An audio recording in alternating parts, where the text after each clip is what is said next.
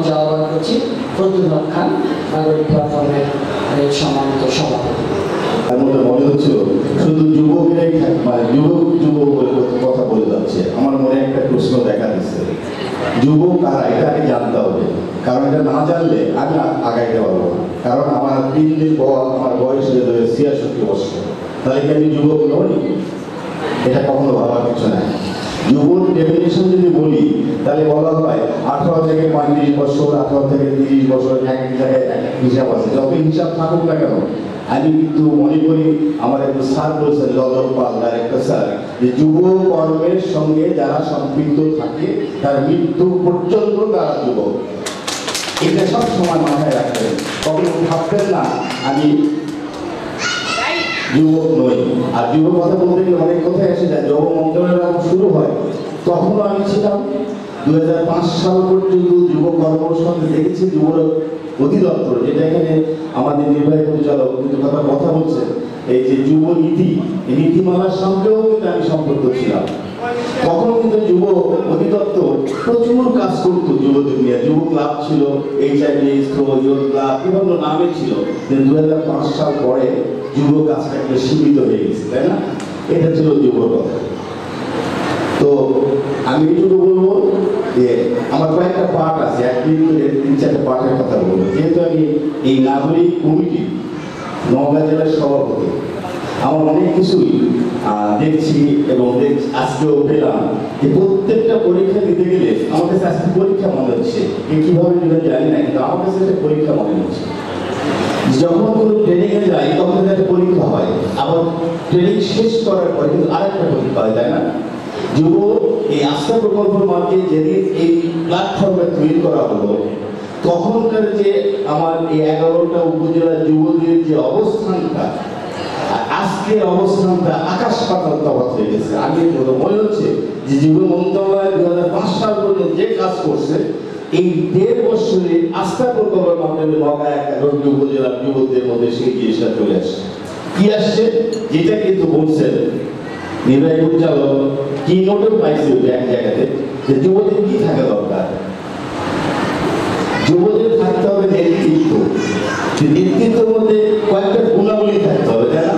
সেটা আমি প্রথম সেশনে বলছিলাম যে আমাদের একজন যুবদের মধ্যে থাকতে হবে আদর, থাকতে হবে বুকনি, থাকতে হবে মহব্বত, থাকতে হবে সাহস, থাকতে হবে। এই 1.5 বছরের প্রত্যেকটা যুবকদের মধ্যে এই জিনিসটা পেয়েছে, যার আস্থা প্রকল্প সঙ্গে জড়িত। আর আজকে এমনইভাবে কাজ করছে যেটা আরেকটা জিনিস, নেতৃত্বে হতে গেলে অনেকগুলো গুণাবলী থাকতে হয়। তার মধ্যে 2-1টা গুণাবলীর কথা বলি। কমিটমেন্ট। 11টি উপজেলায় আজকে যারা আমাদের অতিথি আছে তাদেরকে বলবো, 11টি উপজেলার যতগুলো আস্থা প্রকল্পের সদস্য, তাদের মধ্যে কমিটমেন্টের কোনো অভাব নাই। যদি বলে আগামীকাল সকাল 9টায় আসবো, আমি মিটিং দেখতেছি না, অনেকগুলো মিটিং করলাম, অনেকগুলো ট্রেনিং করলাম। যেমন তাদের, এবং এটাও দেখছি যখন তারা আসতে পারতেছে না তখন কিন্তু আরেকটা সি ব্যবহার করে, কমিউনিকেশন। বলে আমি আজকে কিন্তু আগামীকাল 9টায় যেতে পারতেছি না। এইটাই কিন্তু নেতৃত্ব। যুবদের মধ্যে যদি নেতৃত্ব বিকাশ না ঘটে তাহলে কোনো কিছু করা সম্ভব না। এটা সবসময় মাথায় রাখতে হবে। আর একটা বিষয়, নির্বাচন কমিশনার বলছে ভোট গণতন্ত্র, তাই না? মাধ্যমে ভোট প্রক্রিয়া। আজকে হয়তো উনি যেটা বলছেন এটা আমরা শুনছি, কিছুক্ষণ পর উনি দেখাবেন কিভাবে দেওয়া হয়। এই কাজগুলো সমন্বয় করার কাজই কিন্তু যুবদের। আর যুবরা পারে না এরকম কোনো ঘটনা নাই, কারণ যুবদের ক্ষমতা অনেক বেশি। তারা যে কোনো মুহূর্তে যে কোনো জায়গায় যে কোনো কাজ করতে পারে, কিন্তু করার আগে তারা যদি চিন্তা করে এটা সঠিক না বেঠিক, এটা যখন চিন্তা করবে তখন কিন্তু সে নেতৃত্বের ভূমিকা অবলম্বন করবে। এই নেতৃত্ব বিকাশ যদি আমাদের হয়ে থাকে, যদিও আস্থায় ডাইরেক্টলি নেতৃত্ব বিকাশের প্রোগ্রাম করেনি, কিন্তু যেগুলো কাজ করছে নওগাঁতে, কিন্তু যারা আছে নাচ গান কৌতুক, এমন কোনো জায়গা নাই যে এই 11 উপজেলার মধ্যে এই আস্থা প্রকল্পের সদস্য আসান মালা করে স্যারকে তার বক্তব্য প্রদানের জন্য আমি দীর্ঘ অনুরোধ জানাচ্ছি। স্যার, নৈতিক চরিত্রকে উন্নত করতে হবে। আমরা সকল স্বার্থের ভুলতে থাকি, আমরা সমস্ত মানে সাইড দৃষ্টিকোণ ভুলতে দেশকে আমরা আগায় নিয়ে যাবো, এই বলেই আমার বক্তব্য বক্তব্য শেষ করছি, বেশি কথা বলবো না। ধন্যবাদ স্যার।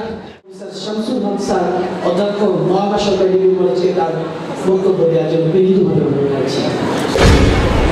ওটাই আমার বক্তৃতা হবে। গণতন্ত্র, গণতন্ত্রের ভবিষ্যৎ, যুবক কারা, যুবকের কর্মসূচি কি, আমি এই বিষয়ে কথা বলছি, নির্বাচনের বিষয়ে আমি যাচ্ছি না। আমি একজন সরকারি কর্মচারী। আমি 30 বছর যাবৎ বাংলাদেশের 10টি জেলায় 10টি কলেজে চাকরি করে আসছি। আমি ইংরেজি বিষয় প্রফেসর ছিলাম এখানে প্রিন্সিপাল হওয়ার আগে। আমি দেখেছি গত 30 বছর বা 35 বছরে যে গণতন্ত্র কি। কায়েস ভাইয়ের আসল সংজ্ঞা বলেছেন, আমি তার সিম্বলিকের সঙ্গে বলছি। দুইজন গরিব যদি গন্ডগোল লাগে, দুটা গরিবই ফকির হয়ে যাবে। আমি আবার বলছি, দুইজন গরিবের মধ্যে যদি লড়াই লাগে, দুইটা গরিব দুইজনেই ফকির হয়ে যাবে। এটা গণতন্ত্র। যদি একজন ধনী আর একজন গরিবের মধ্যে লড়াই লাগে, গরিবটা ফকির হয়ে যাবে, ধনীটা টিকে যাবে। এটা গণতন্ত্র। দুইজন ধনীর মধ্যে যদি লড়াই লাগে, দুইজন ধনীর কারো কিছুই হবে না। এটা গণতন্ত্র। এই গণতন্ত্র গত 35 বছর ধরে বাংলাদেশে দেখে আসছে। আইনের শাসন ওই একই কাহিনী। গরিব হতে পারে বিরাট আইনের অধীন, মধ্যবিত্ত হলে কিছু আইন প্রযোজ্য, ধনী হলে কোনো আইন প্রযোজ্য নয়। তাহলে এখানটা বাংলাদেশের লোকেরা মেনে নেয়নি যে না, এটা গণতন্ত্র নয়, এটা আইনের শাসন নয়। এই জন্য যুগে যুগে বাংলাদেশের জনগণ এই অপশক্তির বিরুদ্ধে বা এই অপ আইনের বিরুদ্ধে লড়াই করেছে। লড়াই কি শুধু যুবকেরাই করেছে? না, শুধু যুবকেরা লড়াই করেনি। একটা প্রশ্ন এখানে উঠে গেছে, যুবক কারা? আমি একটা ভাষ্যভাষের সাথে বলতে চাই যে বয়স যদি 70 হয় আর তার যদি স্ত্রী মারা যায় এবং সে যদি আরেকটি বিয়ের ইচ্ছা পোষণ করে, তাহলে তাকে যুবকের মধ্যেই ফেলা উচিত। বয়স 70 বছর, প্রথম স্ত্রী মারা গেছে, দ্বিতীয় বিবাহের জন্য অত্যন্ত আগ্রহী, এরা যুবক। নিচের যুবক কারা? বয়সের সর্বনিচকে সীমা কত? বর্তমানে 5 বছর। আমার কলেজে একজন সম্মানিত ম্যাডাম আছেন, তার একটা ছেলে আছে 5 বছর বয়স। সেই ম্যাডাম ভটকালি করে, মানুষের বিয়ে দিয়েছে, ইতিমধ্যে নাকি 20-25টা বিয়ে দিয়েছে ভটকালি করে। তার ছেলে 5 বছর বয়সে একদিন বলছে যে মা, তুমি গোটা দেশের লোকের ভটকালি করো, নিজের ছেলের বিয়ে দিতে কোনো কথা শুনিনি এখনো। বয়স 5, তাহলে যুবক সে। তাহলে যুবকের কিন্তু বয়সের সীমারেখা দিয়ে কথা যায় না। যুবক এবং যৌবন নির্ভর করে মনের উপর। 70 বছরের বৃদ্ধ তেমনি সকল কাজ করছে যুবক। 30 বছরের অলস, কোনো কাজই করছে না, ওটা বৃদ্ধ। যৌবনের গান কাজী নজরুল ইসলাম অনেকে করেছে, আমি মূল বলতে চাইছি। আর আমি দেখছি বর্তমানে, আমি শিক্ষকতা করি, গোটা দেশের 10টা কলেজে শিক্ষকতা করার সুবাদে আমি সবসময় যুবকদের সাথে থাকি।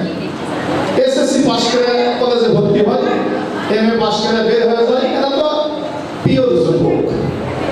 এদের সাথে আমার 30 বছর কাজ করার অভিজ্ঞতা হয়েছে। বর্তমানে আমি লক্ষ্য করছি যে যুব সম্প্রদায়ের বেশিরভাগই মাথা হেঁট, সবাই মাথা নিচু করে থাকে। প্রশ্ন করা যায় এটা কিভাবে সম্ভব? আমার ছেলে তো মাথা নিচু করে না, করে। অধিকাংশ যুবকেরা এখন মোবাইল চালায় মাথা নিচু করে।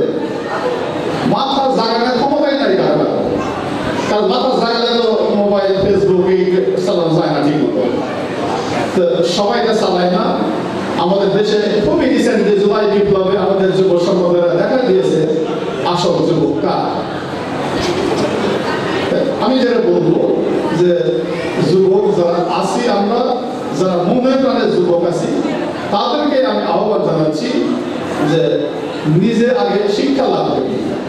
সঠিক শিক্ষা লাভ করলে আমরা বুঝবো যে আমার কাজ কি, আমার অধিকার কতটুকু, আমার দায়িত্ব কি, এইটা নিজে নিজে না জানা পর্যন্ত অন্য মানুষের উপর ভরসা করে গণতন্ত্র আশা করা যায় না, আইনের শাসন আশা করা যায় না, ইভেন অন্যের ভাষায় ভালো একটা বিয়ে আশা করা যায় না। বাংলাদেশে সবই নিজের জন্যই করে। আমাদের যে সমস্ত যুব সংসদ এখানে উপস্থিত আছেন তাদেরকে আমি স্যালুট জানাচ্ছি যে তারা এই অসময়ে, এই পরন্ত বিকেলে বিরক্তিকর সময়ে কথা শোনার জন্য এখনো বসে আছেন। তার মানে তাদের ধৈর্য আছে বলা চলে। আর বাংলাদেশি অধিকাংশ যুবকের ধৈর্য নাই, এটা একটা সমস্যা। সবাই রাতারাতি কিছু একটা চায়। লেখাপড়া একদিন করবো, এ পাস হলে ভালো হতো। চাকরির পরীক্ষা একটা দিব, বিসিএস পাস হলে ভালো হতো। ব্যবসাতে লাগবো, একদিন দোকান খুলবো, কোটিপতি হয়ে গেলে ভালো হতো। নির্বাচনে দাঁড়াবো, একবার এমপি হয়ে গেলে, মন্ত্রী হয়ে গেলে ভালো লাগতো। এত রাতারাতি কোনো কাজই হয় না। জীবনে বড় হওয়াটা নিশ্চয় একটি বিরাট গবেষণার বিষয় এবং একটি সাধনার বিষয়। আমাদের গবেষণা এবং সাধনা যুবকদের মধ্যে আগ্রহ বেশ কম। এইটা যদি আমরা বৃদ্ধি করতে পারি তাহলে নিজের লেখাপড়া, নিজের শিক্ষা, নিজের অধিকার। আমরা জানি আপনারা একটা খুব সুন্দর চমৎকার একটা দিন উপভোগ করেছেন। আপনাদের প্রাণ চাঞ্চল্য, উত্তেজনা আমি এখানে সশরীরে না থাকলেও আমার অফিস পক্ষ থেকে আমার সিসি ক্যামেরায় মাঝে মাঝে দেখছি যে কী হচ্ছে। তো আপনাদের প্রাণ চাঞ্চল্য দিনব্যাপী ছিল অনেক দেখার মতো, এবং আশা করি যে এই ধরনের প্রোগ্রামগুলো আরও নিয়মিত হোক। এতে যুবকরা যেমন অনুপ্রাণিত হবে, বিভিন্ন ধরনের উদ্যোক্তারা অনুপ্রাণিত হবে এবং দেশের গণতন্ত্রকে রক্ষায় আরও এগিয়ে যাবে। তো আপনারা হয়তো দিনব্যাপী অনেক আলোচনা শুনেছেন গণতন্ত্র উৎসবে যে মূল কি নোট স্পিকার কি নোট করেছেন, এবং আপনাদের যে সুপারিশগুলো আসছে যে যুব মন্ত্রণালয়, ক্রীড়া মন্ত্রণালয় আলাদা করা, এবং সর্বোপরি আপনাদের যে যুবকদের অংশগ্রহণ সরকারি পর্যায়ে, যে আস্থার যে যুব প্রোগ্রামে যারা আছে তাদেরকে, আমাদের এখানে উপস্থিত হয়েছেন উপজেলা যুব উন্নয়ন কর্মকর্তা। তো এনাদের একটা দাবি ছিল যে আস্থা যুব জেলা যুব ফোরাম থেকে যে সকল যুবকরা দক্ষতার সাথে ট্রেনিং নিয়ে আসে তাদেরকে সরকারি বিভিন্ন সুযোগ সুবিধা এবং বিভিন্ন কার্যক্রমের মধ্যে অন্তর্ভুক্ত করে, তাই না? তো এই বিষয়টা আপনারা একটু দৃষ্টি দেবেন। সর্বোপরি আলোচনার মতো করে গণতন্ত্র উৎসবে অন্যভাবে কিছু বললাম না। আপনারা দীর্ঘ সময় ধরে এখানে আছেন, সবাই অনেক হয়তো টায়ার্ড, ক্লান্ত দিন।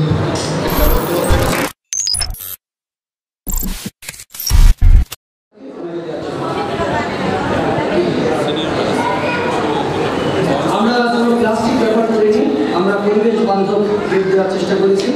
জিনিসটা বলি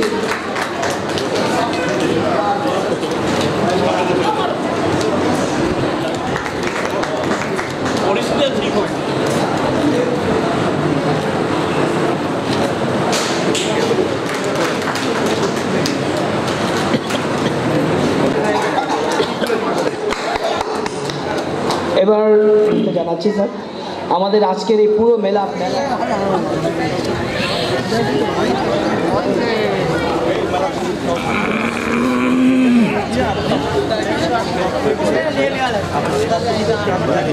আসেন আসেন, ছবি নেই।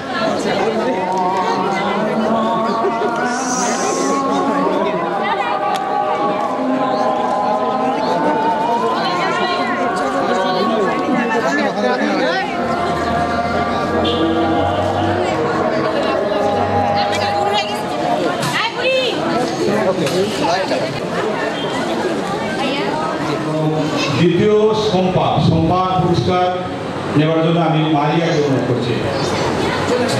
প্রথম হচ্ছে শান্তা চেয়ার, এবং দ্বিতীয় সম্পা পক্ষে পুরস্কার গ্রহণ করবে মারিয়া।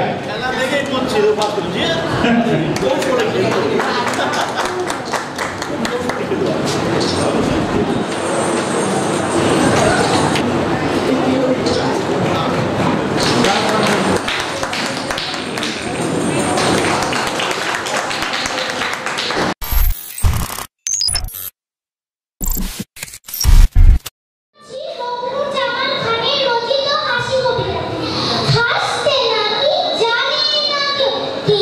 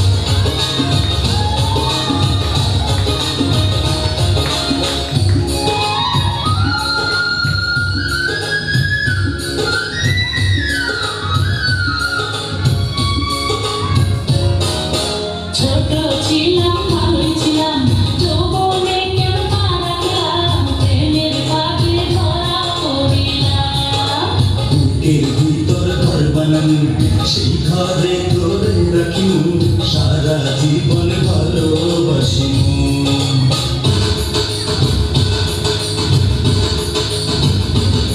আমি ছোট ছিলাম ভালোই ছিলাম যৌবনে কেন পা রাখলাম প্রেমের ফাঁদে ধরা পড়িলাম বুকের ভিতর ঘর বানানো সেই ঘরে তোরে রাখি সারা জীবন ভালোবাসি আমার পাগল কইরা আছে ও জানা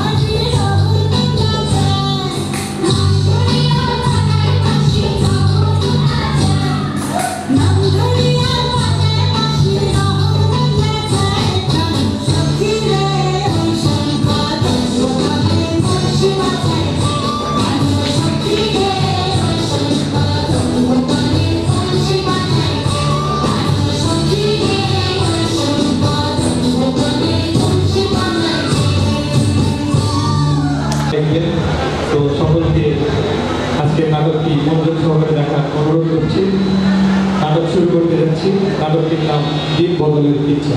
ধন্যবাদ সবাইকে।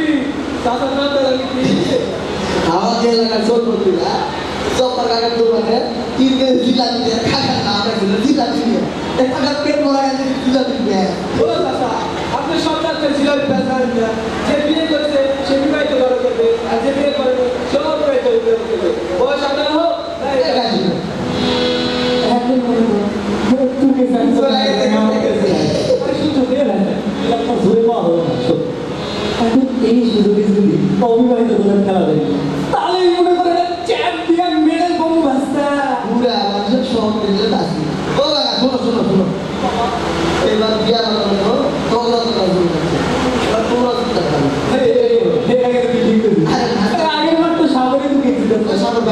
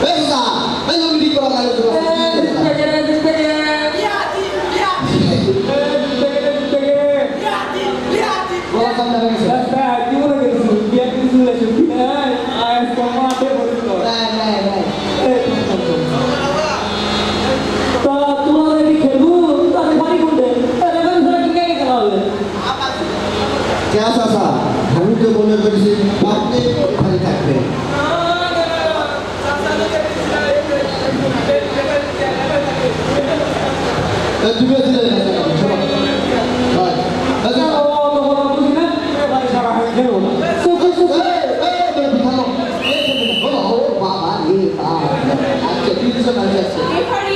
আমি সাথী আক্তার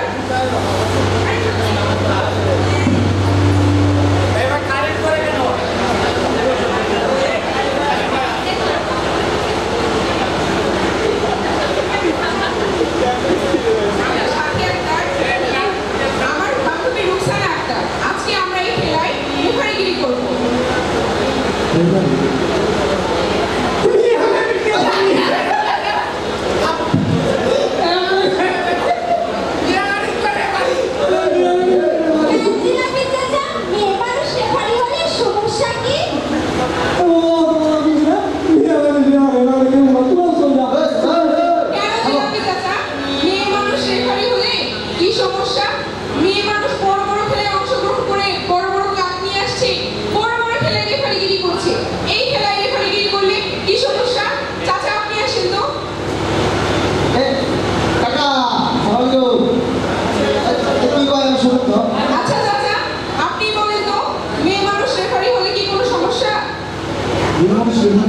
সমস্যা আছে আসলে আমরা আমাদের গ্রামে যখন খেলাধুলা হয় তখন কিন্তু আমরা মেয়ে মানুষ এখানে দেখি এই জন্য সবাই একটু সমস্যা মনে করতেছে তবে এখন আমাদের সাথে সমস্যা মনে হচ্ছে না কারণ কিছুদিন পূর্বে আমি ঢাকায় গেছিলাম সেখানে দেখলাম বিভিন্ন বড় বড় খেলোয়াড়েরা বিভিন্ন জায়গা থেকে খেলাধুলা অংশগ্রহণ করছে সেখানে দেখলাম মেয়ে মানুষ রেফারিং করতেছে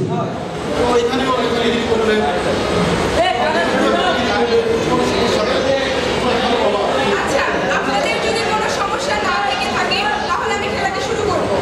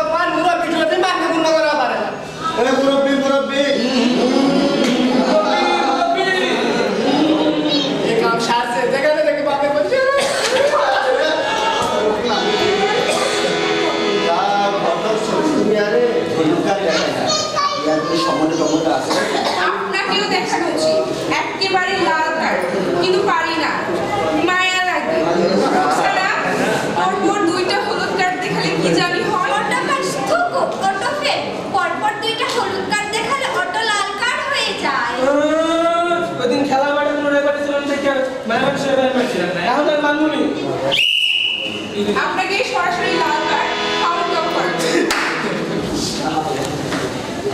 প্লিজ আমার ক্ষমা করে দিন।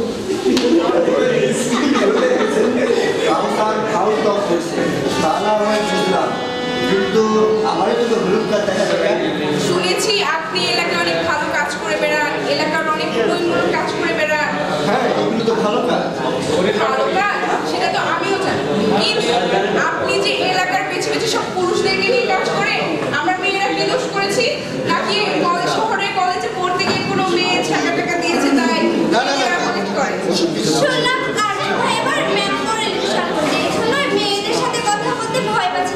পাছে লোক যদি বদনাম টদনাম করে। এবার কিন্তু এই গ্রামের নারী পুরুষ সমান ভোটার, এবং সামনে ইলেকশন আসতে আসতে আমরা দুজনে কিন্তু ভোটার হতে চলেছি, কথাটা মনে রাখবেন। হ্যাঁ, আরে বাবা, মেম্বারও শুধু পুরুষের মেম্বার না, এই ধরো নারী, পুরুষ, হিন্দু, মুসলিম, বৌদ্ধ, খ্রিস্টান, আদিবাসী, এছাড়া দল মত নির্বিশেষে সকলেরই মেম্বার। জি বুঝেছি, আপনি যদি সকলকে নিয়ে নেতৃত্ব করেন তাহলে আপনাকে কার্ড নয় ফুল দেব, গোলাপ, লাল গোলাপ। কথা কি ক্লিয়ার না ব্যাপার আছে? আরে পাগলা, সাথে তো ঠিক কথাই কইছে, মেম্বার হতে হলে সকলের মেম্বার হতে হবে। তাছাড়া মার্কেট টাও শুধু কি চিল্লা পাল্লা কইরা কি মার্কেট পাওয়া যায় গো?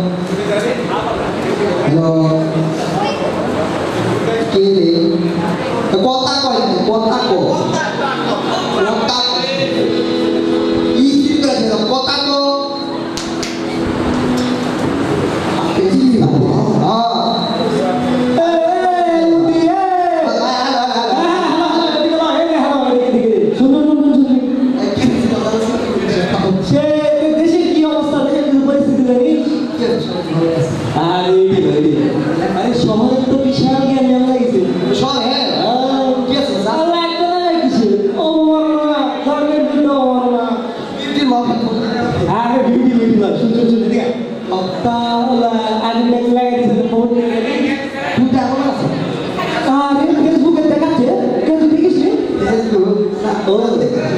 দেখুন কি কেন তো বাড়ো মোবাইল এই শুনুন না কি সালা রে এই কাজ তো ছেলে দে সাংঘাতিক বিষয় সাংঘাতিক মানে সাংঘাতিক পুরো এলাকার মেনজিক মেরা শেষ করে জামা নিশ্চিত করে আমার বেটা তো থাকার পরে ওকে মাইতে তাহলে এলা লাঠি কো একসাথে কেমন লাঠি কো এলাকার কে আছে লাঠি আরে দেখছো ওই লাঠি বলো শুন আগে যাও ওই দিকে যে গলি দিয়ে আছে আগে দিকে আগোটি মারবি ডাইরেক্ট অ্যাকশন কিসের অ্যাকশন চলো ফেমিয়া মাস্টার সাহেব কিছু না ভিডিও দেখতে খাওয়া আছে মাস্টার সাহেব খবরটা দেখবেন দেখি গভর্নমেন্ট টেলিভিশনে খবর দেখি পত্রিকা পড়ি তোমার মতো মোবাইলে ভুয়া খবর দেখা সারা গ্রাম জুড়ে জুলাকে প্যাঁচ লাগিয়ে দেয় আরে মাস্টার সাহেব প্যাঁচ লয় ঢাকা শহরে মনে করেন ধর্মের ওমানটা খালি মারামারি লাশ আর পিটা পিটা দেখে খালি কিটা দিয়া দেখেন এই দেখেন ওয়ালাইকুম সালাম রাজু আসো আসো জুলাকে তো সবাই ভিডিও দেখতে পারে তাই নাকি স্যার কিসের ভিডিও স্যার দেখি এই কোথায় নাকি ধর্ম অবমাননা হয়েছে তা নিয়ে নাকি আবার দাঙ্গাও হয়েছে তাই নাকি স্যার দেখি আরে ওদের লাশ আর লাশ হাসি কথা বলে সবার থেকে আমি এই ভিডিও স্যার এটা ফেক ভিডিও স্যার ভুয়া খবর আমি গত রাতে ওটা পেয়েছি সামাজিক যোগাযোগ মাধ্যমে আমাদের না ওনারে বোঝা আচ্ছা জিলাপি চাচা আপনি কোনো কিছু না জানা না বুঝা এই জিলাপির মতো যে সেটি গ্রামের বিরুদ্ধে জিলাপি গ্যাস লাগাচ্ছে এটা কিন্তু ঠিক না এই যে কোনো ভিডিও একটা যে কোনো ভিডিও সত্যের মধ্যে যাচাই করার সিস্টেম আছে বুঝলেন এটা দেখছেন যে লাশের ছবি কিসের লাশের ছবি জানেন আজ থেকে 10 বছর আগে জাপানের একটা ভূমিকম্প হয়েছিল না সে হাজার লোক মারা গেছে খালি লাশ আর লাশ আর লাশ সে লাশের ছবি এডিট করে এই সামাজিক যোগাযোগ মাধ্যমে ছায়া গেছে যার জন্য আমাদের সমাজের মধ্যে দাঙ্গা হাঙ্গামা সৃষ্টি হয় বিশৃঙ্খলা সৃষ্টি হয় আমাদের সমাজে এরকম কিছু কুচক্রী মহল আছে তাদের উদ্দেশ্য এরকম কিছু ভিডিও ছবি আপলোড করে এডিট করে আপলোড করে সমাজের মধ্যে একটা বিভ্রান্তি সৃষ্টি করে একটা বিশৃঙ্খলা সৃষ্টি করে একটা দাঙ্গা সৃষ্টি তাদের কাজই ওটা আপনি কোনো কিছু না জানা না বুঝা আপনি সেই ফাঁদে পা দিচ্ছেন বুঝছেন আপনি জনপ্রিয়া কোনো কিছু সত্য মিথ্যা যাচাই বাছাই না করিয়া গুজব ছড়িয়া ফেতনা সৃষ্টি করা এটা কত বড় গুণের কাজ তুমি জানো আর তাছাড়া গ্রামে টাকা পয়সার সৃষ্টি হলে তোমার ক্ষতি হবে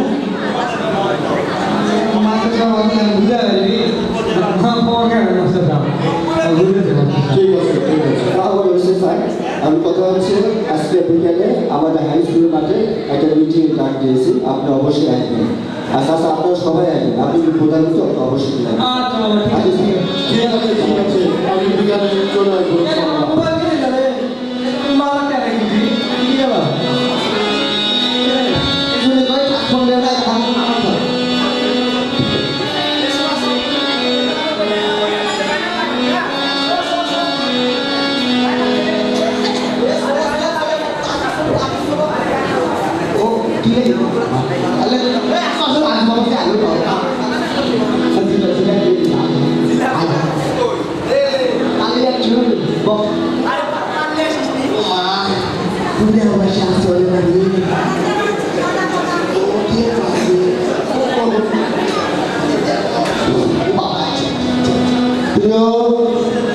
ভাই ও বোনেরা আপনারা সবাই কেমন আছেন? আলহামদুলিল্লাহ ভালো।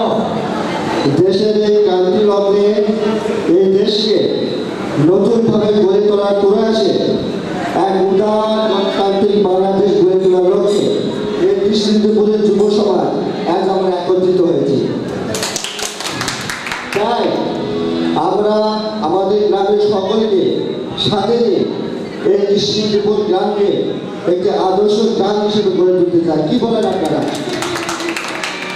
তাই আমরা সকল বিভেদ ভুলে গিয়ে এই নারী পুরুষ হিন্দু মুসলিম বৌদ্ধ খ্রিস্টান আর বিভিন্ন পেশাজীবী যারা আছে এছাড়াও ভিন্ন মত অবলম্বনকারীরা যারা আছে তাদের সকলকে সাথে নিয়ে এই নিশ্চিন্তপুর গ্রামকে বাংলাদেশের বুকে একটি রুল মডেল ইনশাআল্লাহ।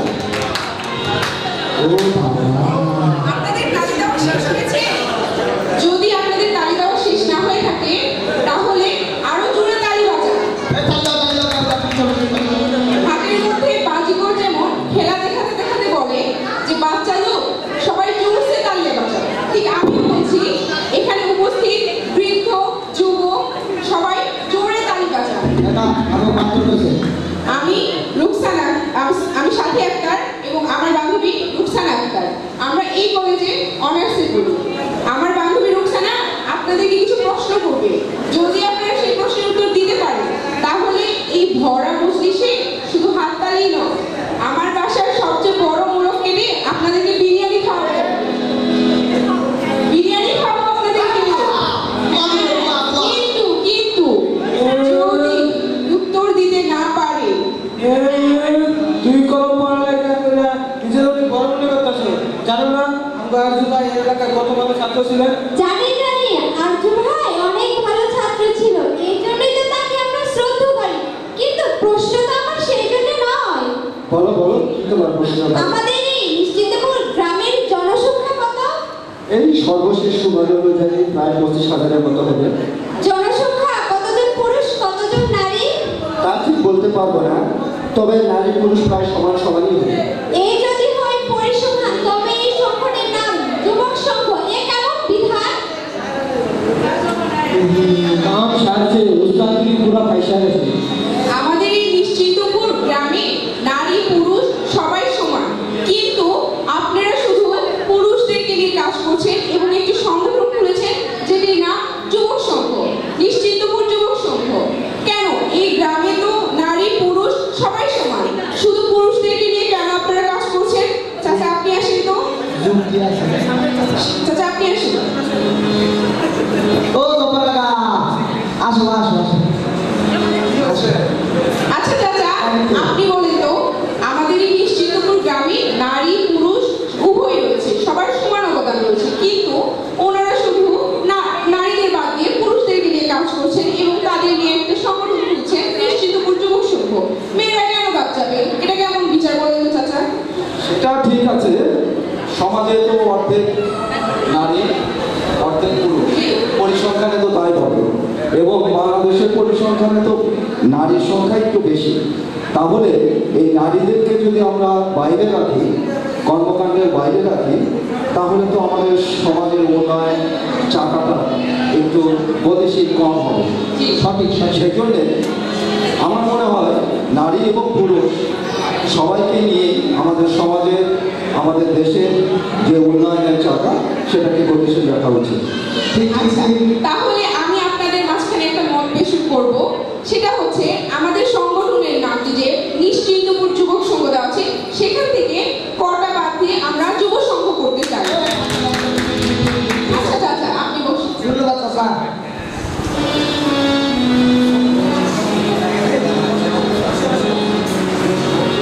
আমি আস্তে আস্তে সব কথা শুনছিলাম, আসলে সাথী দারুণ কথা বলছে। আমাদের এই দেশ সব ধর্মের সব শ্রেণীর মানুষকে নিয়ে। আমরা যদি সত্যি আমাদের এলাকার উন্নয়ন চাই, তাহলে মুসলমান, হিন্দু, বৌদ্ধ, খ্রিস্টান, তামার, কুমার, তাঁতি, জেলে, বাঙালি, আদিবাসী সকলের মতামতকে গুরুত্ব দিতে হবে। অথচ জুলফি মিয়া আমাকে ভিডিও দেখাচ্ছে। আরে মাস্টার সাহেব, আমরা আমি দেখেছি সকালবেলা থেকে সব রাত করেছিলেন ফেসবুকের ভিডিও দেখেছি, মনে করুন ধর্মের বিরুদ্ধে আমি এখন করছি লাঠি মাটি ব্যালান্স দিব ওরে যায় সবগুলো বিয়ে করলো ওগুলো কোনো ধর্ম মানে কিচ্ছু আমরা ফেসবুকের জন্য দেখি 80% ভুল 80% ভুল। এগুলা সত্যমিথ্যা যাচাই করার একটা সিস্টেম আছে, এগুলা সত্যমিথ্যা যাচাই না করে আমার মধ্যে বুঝে উঠতে হয়। মাস্টার সাহেব টাকা বেশি ঠিক আছে, ঠিক আছে, সেই মাস্টার সাহেব মিনিতে হবে হবে হবে, বসো, সুন্দর বসো, হবে। নিশ্চিন্তপুরবাসী। আমাদের নিশ্চিন্তপুর যুব সংঘে টেলিভিশন থাকবে, বিভিন্ন পত্র পত্রিকা থাকবে, ম্যাগাজিন থাকবে। আপনারা অযথা সময় নষ্ট না করে আপনারা এখানে এসে টেলিভিশন দেখবেন, বিভিন্ন পত্র পত্রিকা পড়বেন, এতে বিভিন্ন নলেজ বাড়বে, অনেক সঠিক তথ্য পাবেন। কারো গুজবের কান দেবেন না। শুধু তারপরেও যদি কোনো প্রশ্ন থেকে থাকে, আমাদের মাস্টার সাহেব আছে, ওনাকে সব প্রশ্ন করবে, উনি সব উত্তর দিবেন। শুধু একটা কথা আমাদের মাথায় রাখতে হবে, সেটা হচ্ছে এই নিশ্চিন্তপুর যুব সমাজকে আমরা একটা আদর্শ গান হিসেবে গড়ে তুলতে চাই। এটা আমাদের আরেকটা কথা না বললেই না, আমাদের যুব সমাজ তো দেশের কাছে এগিয়ে আসবে, কিন্তু এইসব ছোটোখাটো উদ্যোগে তো দেশ গঠন করা যাবে না। সবচাইতে বড় কাজটা কিন্তু রয়ে গেছে, সেটা হলো নেতা নির্বাচন। ভোটটা নাগরিক দায়িত্ব, কিন্তু আমরা কি সবসময় সঠিক মানুষকে ভোট দিই না? তাই প্রত্যেকটা নির্বাচনের আগে যিনি সৎ, যোগ্য, সত্যিকার অর্থে দেশের উন্নয়ন কাজ করবে, এ ধরনের মানুষকে ভোট দেওয়া উচিত।